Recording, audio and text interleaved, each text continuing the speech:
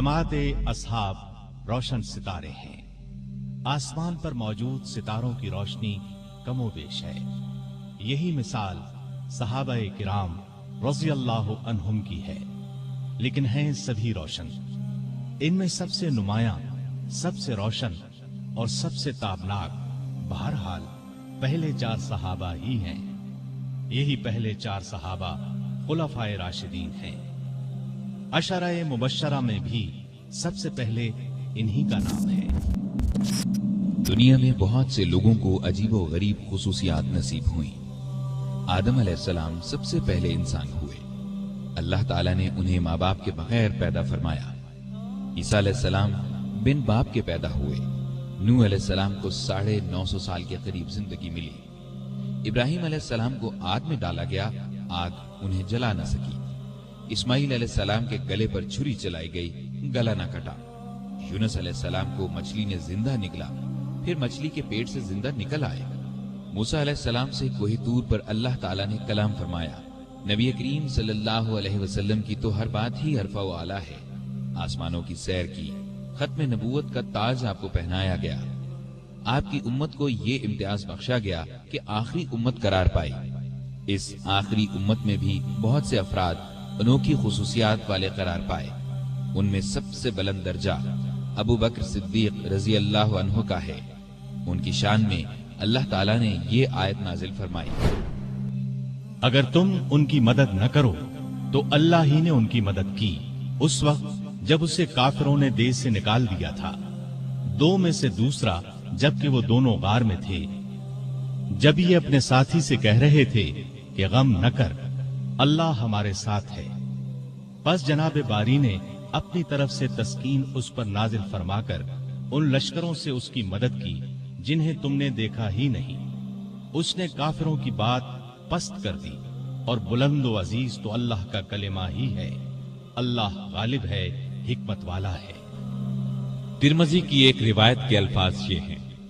अबू हुरैरा रजी अल्लाह अन्हु से रिवायत है, रसूलुल्लाह सल्लल्लाहु अलैहि वसल्लम ने फरमाया, मुझ पर जिस किसी का भी एहसान था मैंने उसका बदला चुका दिया, सिवाय अबू बकर के। मुझ पर अबू बकर का एहसान बाकी है, इसका बदला अल्लाह ताला ही क़यामत के दिन अता करेगा। और मुझे किसी के माल ने इतना नफा नहीं दिया जितना अबू बकर के माल ने नफा दिया। अगर मैं किसी को अपना जानी दोस्त बनाता तो अबू बकर को बनाता। खबरदार, तुम्हारा साथी अल्लाह का दोस्त है। यानी अल्लाह ताला ने चूंकि मुझे दोस्त बनाया है, इसलिए अल्लाह के सिवा मैं किसी को दोस्त नहीं बना सकता। अबू बकर सिद्दीक रजी अल्लाह अन्हु 573 ईस्वी में पैदा हुए। नबी करीम सल्लल्लाहु अलैहि वसल्लम उनसे करीबन 2.5 साल पहले दुनिया में तशरीफ ला चुके थे। गोया नबी करीम सल्लल्लाहु अलैहि वसल्लम पहले आमुल फील में जलवा अफरोज हुए, जबकि अबू बकर सिद्दीक तीसरे आमुल फील में पैदा हुए। आमुल फील हाथियों वाले साल को कहते हैं, यानी जिस साल अब्रहा ने हाथियों के लश्कर के साथ काबे पर चढ़ाई की थी और अल्लाह ताला ने अबाबीलों के जरिए उसे और उसके लश्कर को खाया हुआ भूसा बना दिया था। बाप ने उनका नाम अब्दुल काबा रखा, यानी काबे का बंदा। इस्लाम को नबी करीम सल्लल्लाहु अलैहि वसल्लम ने उनके इस्लाम लाने पर बदला और अब्दुल्लाह नाम रखा, यानी अल्लाह का बंदा। लेकिन आप अबू बकर के नाम से मशहूर हुए। अबू बकर दरअसल उनकी कुन्नियत थी। असल नाम के अलावा अरबों में बाप, बेटे, बेटी या माँ वगैरह के नाम की निस्बत से एक और नाम रख दिया जाता था। उन्होंने चूंकि हर मौका और हर मरहले पर नबी करीम सल्लल्लाहु अलैहि वसल्लम की तस्दीक की कि आप सच्चे रसूल हैं और जो कुछ आप फरमाते हैं बिल्कुल सच होता है। इसी तरह हर हालत में, दुख में भी और सुख में भी उन्होंने नबी करीम सल्लल्लाहु अलैहि वसल्लम का साथ दिया, इसीलिए सिद्दीक के लक़ब से मशहूर हुए। अबू बकर सिद्दीक रज़ियल्लाहु अन्हु पैदा हुए तो हर तरफ शिर्क की तारीकियां छाई हुई थी। लोग पत्थर और लकड़ी के बुतों की पूजा करते थे। अबू बकर बचपन ही से ज़हीन और बहुत नेक थे। होश संभाला तो माँ बाप को बुतों की पूजा करते देखा, लेकिन किसी ने अबू बकर को बुतों की पूजा करते न देखा, न किसी ने उन्हें मजबूर किया। उस वक्त अरब में लिखने पढ़ने का रिवाज नहीं था। बहुत थोड़े लोग लिखना पढ़ना जानते थे। अबू बकर पढ़े लिखे लोगों में से थे। शायद उन्होंने बचपन ही में लिखना पढ़ना सीख लिया था। लड़ने का तरीका और हथियारों का इस्तेमाल भी सीखा था और तिजारत करने के गुर भी सीख लिए थे। वो कभी नशे वाली चीज के करीब नहीं गए, न किसी बुरे काम में कभी हिस्सा लिया। जवान हुए तो खूबियां और निखर गईं। 18 साल की उम्र में तिजारत का पेशा इख्तियार किया। वो यमन, शाम और इराक वगैरह जाते, वहां से कपड़ा खरीद कर लाते और फरोख्त करते। बहुत जल्द अपनी सच्चाई और दयानत की वजह से दूसरे ताजरों को पीछे छोड़ गए, दौलतमंद हो गए। मक्के के रईसों में उनका शुमार होने लगा। जितने दौलतमंद थे उतने ही सखी, नर्म दिल और लोगों के हमदर्द थे। भूखों को खाना खिलाते, नंगों को कपड़े पहनाते, बेवाओं और यतीमों की मदद करते। किसी को मुसीबत में देखते तो फौरन उसकी मदद को पहुंचते। आम लोगों के साथ बहुत मोहब्बत और शफकत से पेश आते। कभी झूठ नहीं बोलते थे। शराब और बुतों से नफरत करते थे। उस जमाने में जो बेशुमार दूसरी बुराइयां फैली हुई थीं, उनसे भी दूर रहते थे। अरबी जबान के बहुत अच्छे आलिम थे। कभी कभार शेर भी कह लेते थे। अरब में ये बात बहुत खूबी की समझी जाती थी। कुरैश की मुख्तलिफ शाखों और दूसरे कबीलों के रस्म रिवाज और हस्ब नसब को जानने वाला उनसे बढ़कर कोई नहीं था। कत्ल के मुकद्दमात के फैसले वही करते थे। नेकी, परहेजगारी, दयानतदारी, नर्म मिजाजी, विलनसारी और दूसरी खूबियों की वजह से मक्के के सब लोग उनकी दिल से इज्जत करते थे। किसी मामले में कोई मुश्किल पेश आ जाती तो मशवरे के लिए उन्हीं के पास आते थे। अरब के दूसरे कबीले भी उनकी इज्जत करते थे। तिजारत के लिए दूसरे मुल्कों का सफर करते तो अरब के अक्सर कबीलों से वास्ता पड़ता था। वो सब उन्हें एक मुअज़्ज़ज़ और नेक ताजिर ख्याल करते थे। यही वो जमाना था जब उनकी दोस्ती नबी करीम सल्लल्लाहु अलैहि वसल्लम से हो गई और ये दोस्ती रोज बरोज गहरी होती चली गई। दोनों एक दूसरे को बहुत चाहने लगे थे। कई तिजारती सफर भी एक साथ किए। फिर वो वक्त भी आया जब रसूलुल्लाह सल्लल्लाहु अलैहि वसल्लम हर रोज सुबह शाम उनके घर तशरीफ ले जाने लगे। इस तरह वो मक्के के तमाम लोगों से बढ़कर आप सल्लल्लाहु अलैहि वसल्लम के अखलाक और बेमिसाल खूबियों से वाकिफ हो गए। इस्लाम लाने से पहले तक उनका यही रंग रहा, यहां तक कि 38 साल की उम्र को पहुंच गए। उस वक्त नबी करीम सल्लल्लाहु अलैहि वसल्लम की उम्र मुबारक 40 साल हो चुकी थी और आप 41वें साल में कदम रख चुके थे कि आपने नबूवत का ऐलान फरमाया। सबसे पहले 4 नेक इंसानों ने इस्लाम कबूल किया। उनमें से 3 तो आपके घर के थे, यानी खदीजा रजी अल्लाह अन्हा, अली रजी अल्लाह अन्हो और जैद बिन हारिसा रजी अल्लाह अन्हो। अली आपके चचाजाद भाई थे, आप ही के पास रहते थे और उस वक्त उनकी उम्र 10 बरस थी। जैद बिन हारिसा आपके खादिम और मुंह बोले बेटे थे। खदीजा आपकी बीवी थी। घर से बाहर के लोगों में सबसे पहले अबू बकर सिद्दीक रजी अल्लाह अन्हु ने इस्लाम कबूल किया। गोया मर्दों में भी सबसे पहले यही इस्लाम लाए। इस्लाम लाते ही आपने फौरन कह दिया, अब मेरी हर चीज का मालिक अल्लाह और अल्लाह के रसूल हैं। माल और असबाब तो क्या चीज हैं, उनकी खातिर जान और औलाद भी कुर्बान कर सकता हूं। नबुव्वत का ऐलान फरमाने के बाद नबी सल्लल्लाहु अलैहि वसल्लम ने शुरू के 3 सालों में सिर्फ उन समझदार लोगों को इस्लाम की तरफ बुलाया जिनसे ये उम्मीद की जा सकती थी कि वो झगड़ा नहीं करेंगे और अल्लाह का सच्चा दीन कबूल कर लेंगे। इस काम में अबू बकर सिद्दीक ने आपका पूरा पूरा साथ दिया। इस्लाम की तबलीग की और कुरैश के बड़े बड़े लोगों को मुसलमान कर लिया। उनमें उस्मान गनी, तलहा, जुबैर, साद बिन अबी वकास और अब्दुर्रहमान बिन औफ रजी अल्लाह अन्हुम जैसे ऊंचे रुतबे के लोग शामिल थे। रसूल करीम सल्लल्लाहु अलैहि वसल्लम की तबलीग से 3 साल में करीबन 150 नेक मर्दों और औरतों ने इस्लाम कबूल किया। ये काम चुपके चुपके किया गया। उस जमाने में नमाजें भी छुप कर पढ़ी जाती थीं ताकि काफिरों को उनके इस्लाम लाने का पता न चले। ताहम एक दिन चंद काफिरों ने मुसलमानों को नमाज पढ़ते देख लिया। उन्होंने मुसलमानों को बाप दादा का मजहब छोड़ने पर बुरा भला कहा।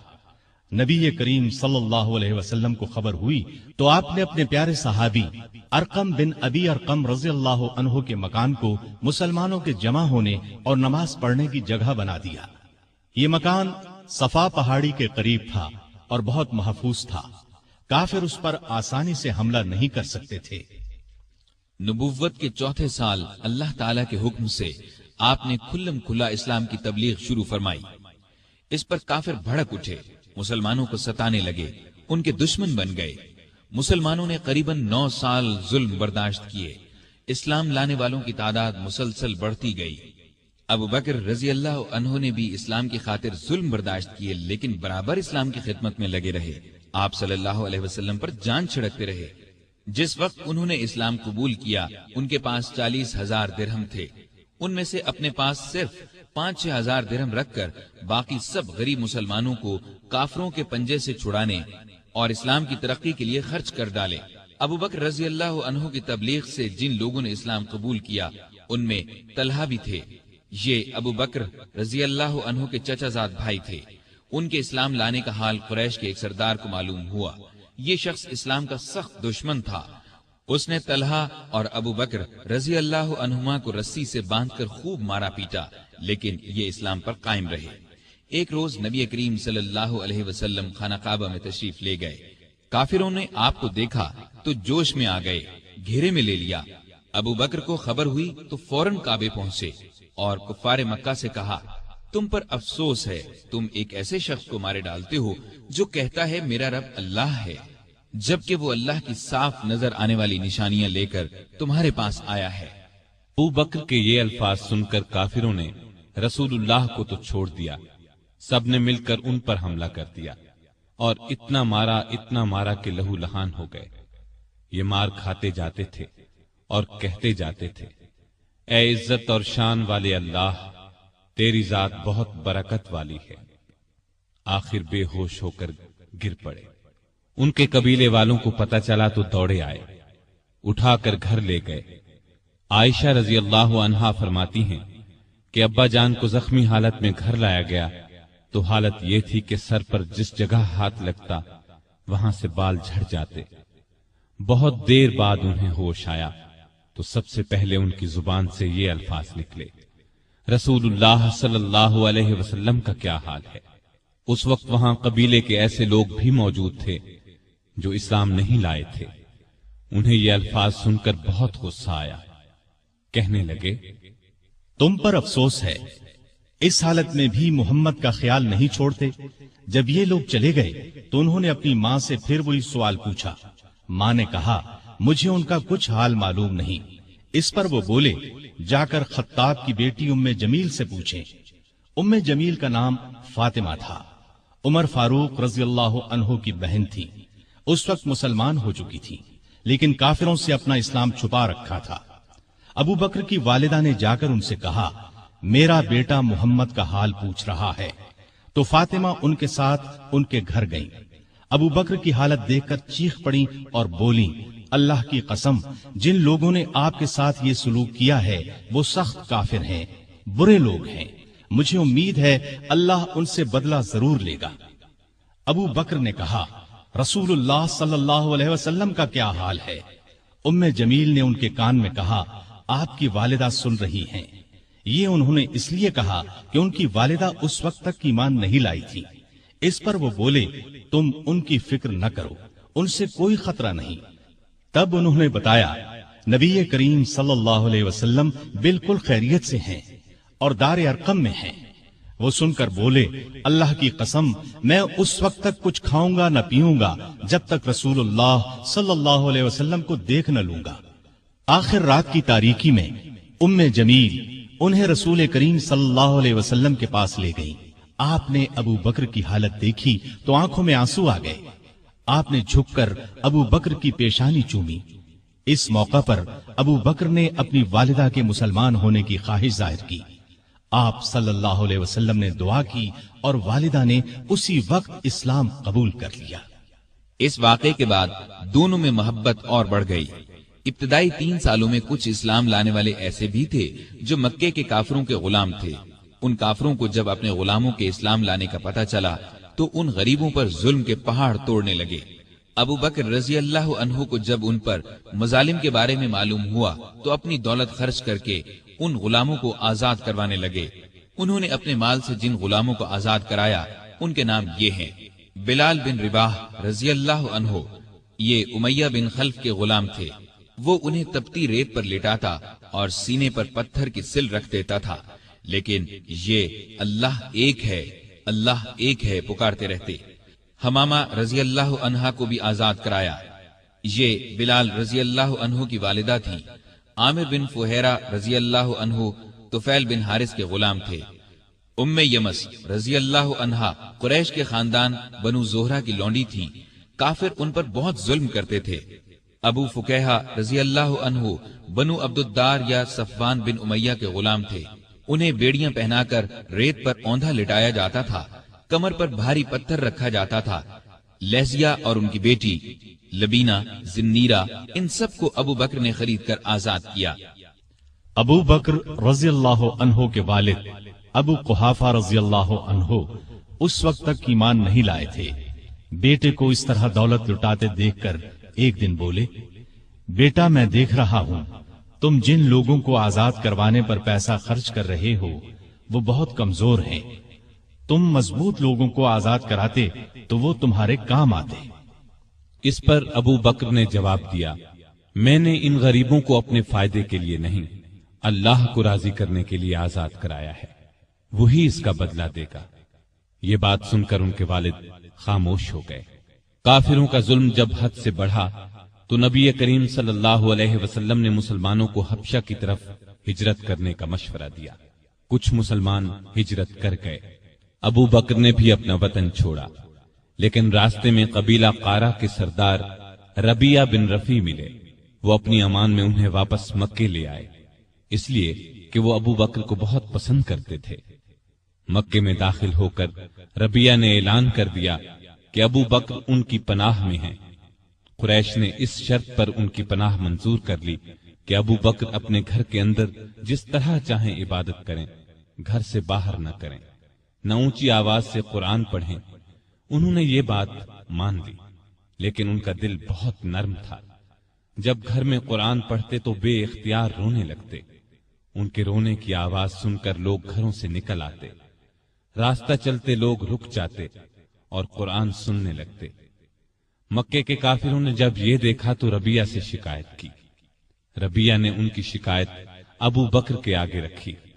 اس پر ابو بکر نے ان کی پناہ واپس کر دی اور فرمایا: میں اپنے اللہ کی پناہ پر راضی ہوں۔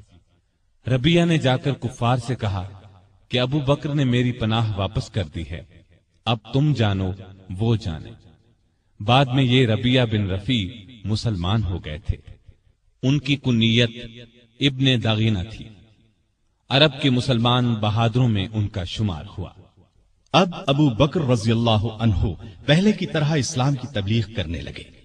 رسول اللہ صلی اللہ علیہ وسلم کی حمایت میں ہر وقت جان ہتھیلی پر لیے رہتے۔ کافروں نے کئی بار انہیں شدید تکالیف پہنچائیں۔ ایک دفعہ نبی کریم صلی اللہ علیہ وسلم خانہ کعبہ میں نماز پڑھ رہے تھے۔ ایک کافر عقبہ بن ابی معیط نے آپ کی گردن مبارک میں چادر ڈال کر بل دینا شروع کیے۔ وہ آپ کا گلا گھونٹنا چاہتا تھا۔ ابو بکر دوڑ کر وہاں پہنچے، عقبہ کو دھکا دے کر ہٹایا اور بولے: تم ایک ایسے شخص کی جان لینا چاہتے ہو جو یہ کہتا ہے میرا رب اللہ ہے۔ اس پر عقبہ اور دوسرے کافروں نے ابو بکر کو مار مار کر ادموا کر ڈالا۔ ایسے اور کئی موقعوں پر نبی کریم صلی اللہ علیہ وسلم کی حفاظت کے لیے سینہ تان کر کھڑے ہو گئے، خود مار کھا لی تاکہ آپ صلی اللہ علیہ وسلم کو تکلیف نہ پہنچے۔ نبوت کے 12ویں سال معراج کا واقعہ پیش آیا۔ صبح کے وقت جب رسول اللہ صلی اللہ علیہ وسلم نے ابو جہل وغیرہ کے سامنے یہ واقعہ بیان فرمایا تو وہ مذاق اڑانے لگے اور ابو بکر کے پاس گئے اور کہا کہ دیکھو تمہارے صاحب کیسی باتیں کر رہے ہیں۔ اس پر انہوں نے جواب دیا: اگر محمد صلی اللہ علیہ وسلم نے یہ باتیں کہی ہیں تو ان کے سچا ہونے میں مجھے ذرہ بھر شک نہیں، کیونکہ سچ کے سوا آپ کی زبان مبارک پر کوئی بات نہیں آتی۔ پھر خود آپ کے پاس آئے اور پوچھا: اے اللہ کے رسول صلی اللہ علیہ وسلم، کیا واقعی آپ نے ایسا فرمایا ہے؟ آپ نے فرمایا ہاں۔ یہ سنتے ہی ابو بکر نے عرض کیا، جو کچھ آپ نے فرمایا میں اس پر ایمان لاتا اور تصدیق کرتا ہوں کہ آپ بالکل سچے ہیں۔ ابو بکر کو صدیق کا لقب اسی لیے ملا کہ انہوں نے اس موقع پر اور دوسرے موقعوں پر بھی ہمیشہ رسول اللہ صلی اللہ علیہ وسلم کی تصدیق کی اور آپ کی نبوت کی گواہی دی۔ پھر جب کافروں نے نبی کریم صلی اللہ علیہ وسلم کو قتل کرنے کا منصوبہ تیار کر لیا تو اللہ تعالیٰ نے آپ کو ہجرت کی اجازت دے دی۔ آپ ابو بکر کے پاس آئے اور انہیں بتایا، مجھے ہجرت کی اجازت مل گئی ہے۔ یہ سن کر ابو بکر نے عرض کیا، میرے ماں باپ آپ پر قربان ہوں، کیا مجھے بھی آپ کے ساتھ چلنے کی اجازت ہے؟ آپ نے فرمایا ہاں۔ یہ سن کر ابو بکر اتنے خوش ہوئے کہ رونے لگے۔ عائشہ رضی اللہ عنہا فرماتی ہیں کہ اس روز مجھے پہلی بار معلوم ہوا کہ کوئی شخص حد سے زیادہ خوشی سے بھی رونے لگتا ہے۔ پھر ابو بکر نے عرض کیا، مجھے اندازہ تھا کہ آپ ہجرت کریں گے، اس لیے میں نے 2 اونٹنیوں کو کھلا پلا کر تیار کر رکھا ہے، ان میں سے ایک آپ لے لیں۔ آپ نے فرمایا لیکن میں قیمت دے کر لوں گا۔ ابو بکر خاموش ہو گئے۔ رات ہوئی تو آپ علی رضی اللہ عنہ کو اپنے بستر پر لٹا کر گھر سے نکلے۔ اللہ تعالیٰ نے کفار کو اس وقت اندھا کر دیا، وہ ننگی تلواریں لیے گھر کو گھیرے کھڑے تھے کہ جو ہی آپ باہر نکلیں گے کام تمام کر دیں گے۔ آپ قرآن مجید کی آیات پڑھتے ہوئے باہر نکل آئے، سیدھے ابو بکر کے گھر پہنچے۔ وہ پہلے ہی تیار بیٹھے تھے۔ رخصت سے پہلے انہوں نے اپنے بیٹے کو ہدایت کی کہ رات کو آ کر خبریں سنانا، ہم فلاں جگہ ٹھہریں گے۔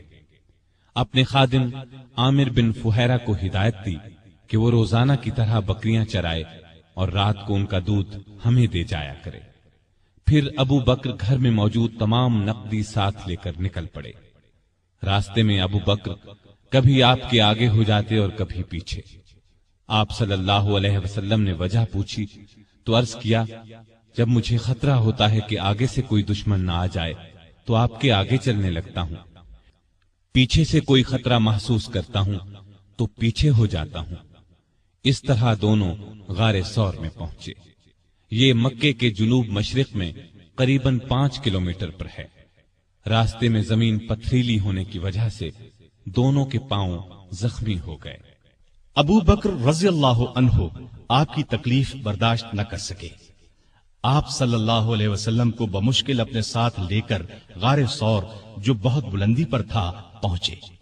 پہلے ابو بکر اندر داخل ہوئے، غار کو صاف کیا، غار میں جو سوراخ نظر آئے ان کو اپنی چادر پھاڑ کر بند کیا۔ غار میں 2 سوراخ باقی بچ رہے جن کے لیے چادر نہیں بچی تھی۔ ابو بکر رضی اللہ عنہ نے ان دونوں پر اپنے پاؤں رکھ دیے، پھر رسول اللہ صلی اللہ علیہ وسلم سے عرض کی کہ اندر تشریف لائیں۔ آپ صلی اللہ علیہ وسلم اندر تشریف لے گئے اور ابو بکر کی آغوش میں سر رکھ کر سو گئے۔ ادھر ابو بکر رضی اللہ عنہ کے پاؤں میں کسی چیز نے ڈس لیا۔ ابو بکر نے بڑے صبر سے تکلیف برداشت کی لیکن ہلے نہیں کہ کہیں آپ کی آنکھ نہ کھل جائے۔ لیکن جب تکلیف حد سے بڑھی تو ان کے آنسو رسول اللہ صلی اللہ علیہ وسلم کے چہرے پر ٹپک گئے۔ آپ کی آنکھ کھل گئی۔ آپ نے فرمایا، ابو بکر تمہیں کیا ہوا؟ عرض کی، میرے ماں باپ آپ پر قربان، مجھے کسی چیز نے ڈس لیا ہے۔ رسول اللہ صلی اللہ علیہ وسلم نے اس پر اپنا لعاب دہن لگا دیا۔ زہر کا اثر فوراً دور ہو گیا اور تکلیف جاتی رہی۔ یہاں دونوں حضرات نے 3 راتیں چھپ کر گزاری۔ تلاش کرنے والے اس دوران میں غار ثور تک پہنچ گئے۔ ابو بکر کی نظر ان پر پڑی تو گھبرائے اور کہا، اے اللہ کے نبی، اگر ان میں سے کوئی شخص محض اپنی نگاہ نیچی کر دے تو ہمیں دیکھ لے گا۔ نبی کریم صلی اللہ علیہ وسلم نے فرمایا، ابو بکر، ایسے 2 آدمیوں کے بارے میں تمہارا کیا خیال ہے جن کا تیسرا اللہ ہے؟ اس وقت اللہ نے کافروں کی آنکھوں پر پردہ ڈال دیا، وہ غار کے اندر نہ دیکھ سکے۔ آپ نے 3 راتیں اور 3 دن غار میں قیام فرمایا۔ عامر بن فہیرہ دودھ پہنچاتے رہے، آپ کی بیٹی اسما رات کو کھانا پہنچاتی رہی اور عبداللہ رضی اللہ عنہ دن بھر کی خبریں بھی سناتے رہے۔ گویا ابو بکر کا گھرانہ خدمت میں لگا رہا۔ तीसरी रात गार से रवाना हुए। आमिर साथ चले। अब्दुल्ला अरीकत नामी एक शख्स को उजरत पर रास्ता दिखाने के लिए साथ ले लिया। इस तरह ये आगे चले। उधर मक्के के काफिर आपकी तलाश में निकले, क्योंकि घर में उन्हें अली रजी अल्लाह अन्हु मिले थे। पहले वो अबू बकर रजी अल्लाह अन्हु के घर पहुंचे।